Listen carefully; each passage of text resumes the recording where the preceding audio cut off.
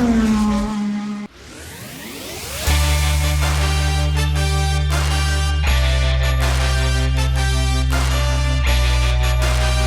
are the defining features of the Tata Harrier apart from its bold and masculine styling? Was the fact that it was based on the Omega Arc architecture. Itself derived from the Land Rover D8 platform, a legendary chassis setup. But it didn't have an automatic, and we were told that an automatic gearbox couldn't fit. But all that's been changed, and we have the new 2020 Tata Harrier. This is the BS6 Tata Harrier, which was launched at the Auto Expo 2020, which comes with an all-important automatic gearbox. They've also packed in a few other updates, a few visual tweaks on the car, more features, more power, and an all-important panoramic sunroof. Being a BS6 model update, there aren't significant changes to the Harrier. Blink and you'll miss the exterior styling tweaks, which go from bits of chrome around the grille and bumpers to new wheels with polished faces, a suitably swish upgrade. A tweak worth noting are the smaller wing mirrors, which go a long way towards fixing the blind spots caused by the earlier car's huge mirrors.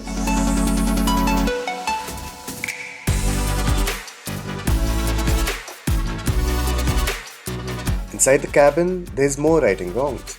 The cabin of the Harrier remains as spacious and premium feeling as before, but things like the USB charge point up front being repositioned makes it far easier to reach. Meanwhile, niceties on the top end XZA Plus like an auto-dimming inner rearview mirror and powered driver seat adjustability help, but are features we felt the Harrier should have been offered with right at its launch. Of course, the biggest addition is the full-length panoramic sunroof, though the 3 dedicated buttons to open the blinds, pop it up and retract it could get a little confusing. And while the infotainment screen gets new color themes, we wish it scaled Android Auto a little more convincingly and had a little less lag.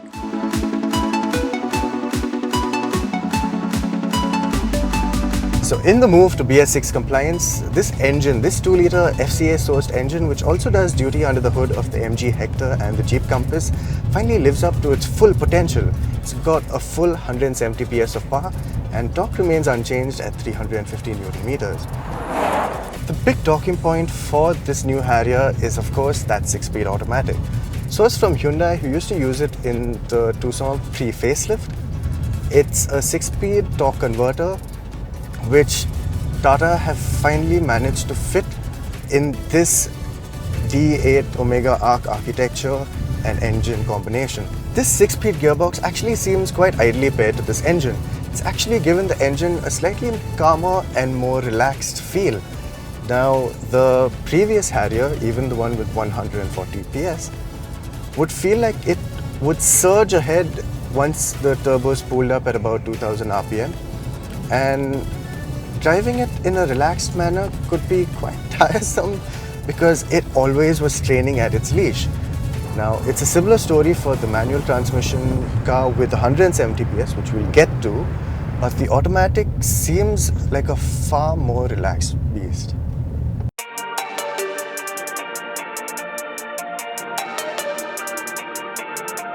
The Harrier has always had well-judged ride quality, with the pliant setup proving to be comfortable over bad roads, hiding most road irregularities. Of course, that does mean it leans quite a bit into corners, but that's a trade-off most customers would gladly make. Between the automatic and the manual we also sampled, the manual bit would be the one to pick if you were a more spirited driver, somehow giving better feel from the steering and sharper bite from the brakes. Manual transmission has been tweaked to offer better shift quality, and the slight rubbery feel from going through the box has been tightened up to the point where it's actually enjoyable to make shifts. These are brand new cars though, so it'd be interesting to see if the changes Tata has made hold up in the long run. That's not to say that the Harrier Automatic can't be hustled. When you do put your foot down, there's just a slight pause as the gearbox selects a lower gear. But for most applications, you'll find that the engine's got ample torque in reserve to help you keep going. So while the Harrier's always had drive modes, the City, Eco and Sport namely, In the automatic Harrier, the moment you shift into manual Sport control, drive mode activated. you go directly into Sport, which gives you the full 170 PS and 350 Newton meters, and just a little more urgency to the way the engine builds revs.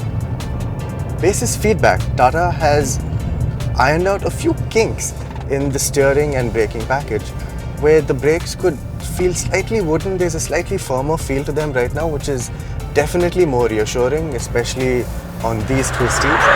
And the steering, which could sometimes give a little bit of judder under hard braking, well, that's been fixed.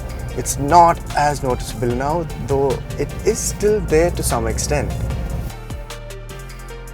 After having driven the Harrier with the manual transmission, we can tell you that the automatic also doesn't utilize the entire, say, 4,300 RPM rev range on the manual car.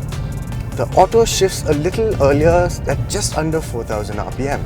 But you're not really losing anything, since this car makes its peak power at about 3,750 RPM, at which point it's just a lot of noise and not a lot of go. The qualities of the Harrier that we know and love, which include its quite indestructible feeling ride quality, remain as is. It's comfortable in the front seats, it's comfortable in the rear. An important consideration with these larger capacity diesel engines is the dependence on diesel exhaust fluid to keep emissions in check. Like with other cars, the Harrier uses AdBlue, a liquid urea solution stored in a 15-litre tank. Tata says with purely city driving, the tank will last the 7,500 km between services, and you can expect more mileage out of it if you hit the highway often. As such, a 10-litre refill pack costs ₹650. How is the Harrier as a package then?